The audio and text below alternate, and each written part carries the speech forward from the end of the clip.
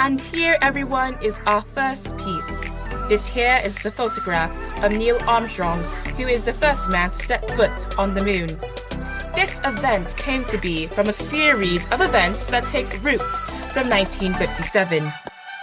In 1957, the Soviet Union launched Sputnik 1, the world's first space satellite, igniting rivalry between the United States. The space race was a series of technological demonstrations between the US and the Soviet Union in order to demonstrate supremacy in space flight. In a single-pilot spacecraft named Vostok 1, Soviet cosmonaut Yuri Gagarin became the first man to reach Earth orbit in April 1961. The Americans were not far behind, and Alan Shepard became the first American in space 1 month later, in May, after piloting a 15-minute suborbital flight. However, even though the US lost the race to space to the Soviet Union, the US made other achievements to advance their technology, like kidney dialysis machines, CAT scanners, as well as freeze-dried food, and the victory of putting the first man on the moon.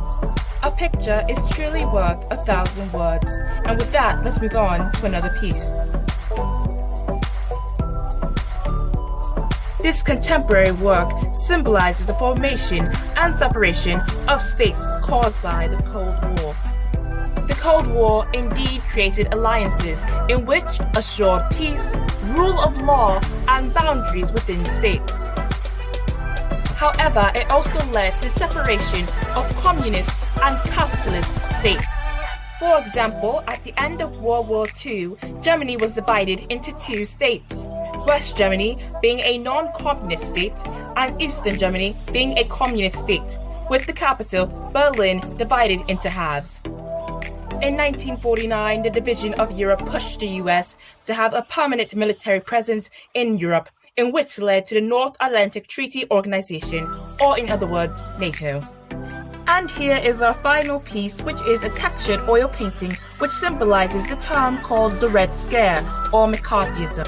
Red Scare or McCarthyism during the Cold War was to describe domestic communist sympathizers or spies. So Sacco and Vanzetti, self-proclaimed anarchists, were convicted for their radical beliefs other than their crime, in which socialists and radicals protest by setting bombs in major US cities. And the US government responded by raiding and arresting suspected radical organizations and individuals. And it grew into American leaders such as McCarthy utilizing this idea to gain power by alarming the public that communists could be anywhere or anyone.